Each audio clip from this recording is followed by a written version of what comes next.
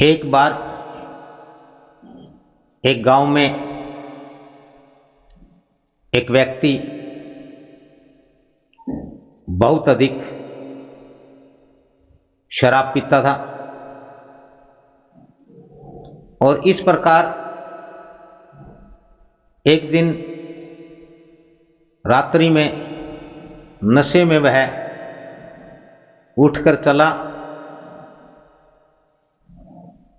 तो वह गिर गया और उसके माथे में कुछ ऐसी चीजें टूटी फूटी चुभ गई। उसके माथे में कई प्रकार के बहुत गहरे घाव हो गए। सुबह जब उसे होश आया, क्योंकि पूरी रात खून रिसता रहा, तो उसने देखा कि जख्म तो बहुत बड़ा है, बहुत गहरा है।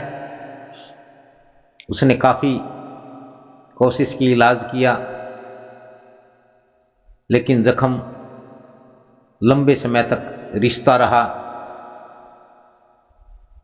और इस प्रकार काफी समय लगा उसको उस जख्म को भरने में। इसी दौरान गांव में अकाल पड़ा, पानी की, अनाज की किल्लत हुई। राज्य के लोग राज्य छोड़ करके जाने लगे।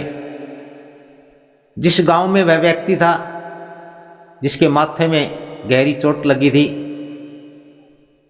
गहरा घाव था, वह भी अपने राज्य के कुछ सिपाहियों के साथ, जो कि अकाल के कारण राज्य छोड़कर जा रहे थे, उनके साथ हो लिया और दूर किसी दूसरे राज्य में चला गया। उस राज्य में पहुंचने पर वहां हालात अच्छे थे, खुशहाली थी और उस राज्य के राजा को अपने राज्य का विस्तार करना था। इसलिए उसने सैनिकों की भर्ती आरंभ की और उसमें वह आदमी जिसके माथे में गहरा घाव का निशान था, वह भी सैनिक भर्ती में शामिल हुआ और उसे भर्ती कर लिया गया। सैनिकों की भर्ती हुई। भर्ती होने के बाद उनकी छटनी हुई और जिन्हें नियुक्त किया गया उनमें वह भी नियुक्त हो गया और फिर सारे सैनिकों को राजा के समक्ष ले जाया गया। तो राजा ने उस व्यक्ति के माथे में गहरा घाव का जख्म देख करके उससे पूछा कि तुम कहां से आए? तो उसने कहा, जी मैं फला राज्य से आया हूं और मेरे साथ कुछ सैनिक भी हैं। तो उस राजा ने सोचा कि निश्चित रूप से ये कोई बहुत बड़ा योद्धा है, बहुत बड़ा वीर और बहादुर है, निश्चय ही इसे युद्ध में किसी शस्त्र का ये गहरा घाव लगा है, तो क्यों न इसे अपने पास ही अपनी सुरक्षा में रख लिया जाए। और इस प्रकार राजा ने बिना कुछ और जाने भरमवश उसे अपने पास रख लिया। समय के साथ उसकी पदोन्नति हुई, उसका बड़ा मान और सम्मान होने लगा और राजा ने उसे सेनापति बना दिया।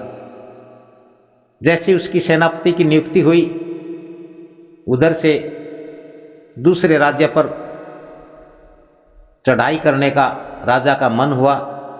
राजा ने आदेश दिया कि हथियारों को तैयार किया जाए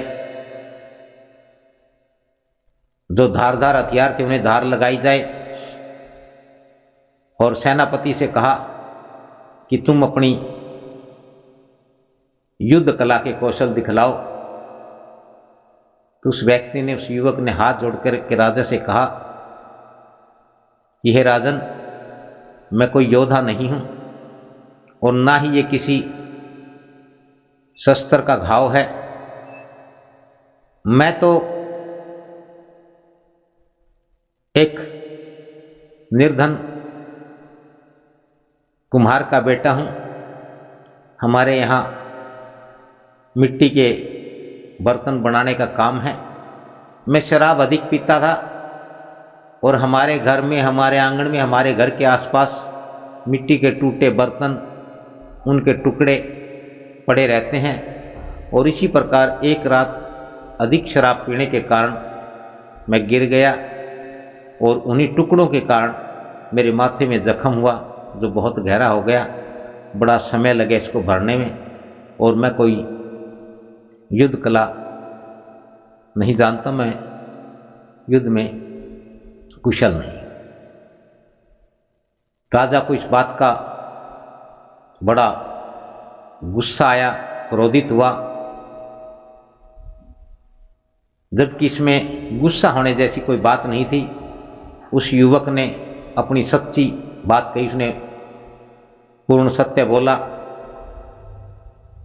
लेकिन राजा ने मूर्खतावश, भरमवश उसे योद्धा, वीर सैनिक समझा और उससे निकल जाने को कहा। और जब उसे सिपाही धक्का दे रहे थे तो उसने राजा से एक बात कही कि हे राजन, मैं भी कुछ कलाएं जानता हूं, मैं भी विद्वान हूं, कला कुशल हूं।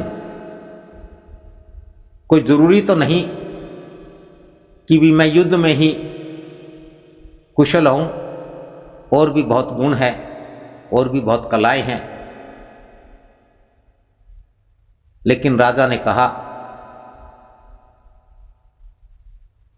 बेशक तू कितना ही भी विद्वान, गुणवान,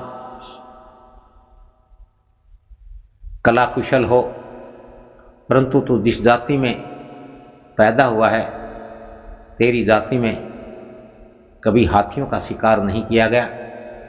और इस प्रकार से एक मूर्ख,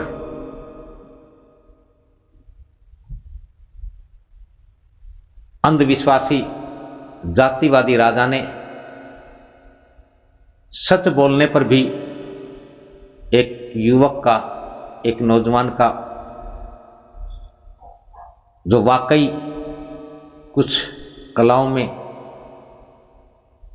कुछ कार्यों में कुशल था, निपुण था, लेकिन उसका अपमान किया, उसका तिरस्कार किया और उसे अपमानित करके धक्के देकर निकाल दिया।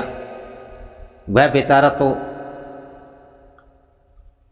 चला आया, लेकिन वह राजा युद्ध हार गया। इस प्रकार से हमें कभी भी भरमवश किसी के बारे में ऐसा भ्रम नहीं पाल लेना चाहिए जिस बात का हमें ज्ञान ना हो।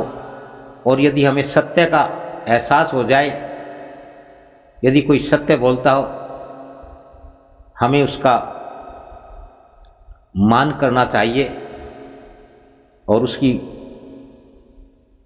उसके जो गुण हैं, उसकी जो कला है, उसकी कदर करनी चाहिए। इस कहानी से, इस सत्य घटना से यही एक सीख मिलती है कि मनुष्य को कभी भी भ्रम में नहीं रहना चाहिए, मनुष्य को अंधविश्वासी और जातिवादी नहीं होना चाहिए।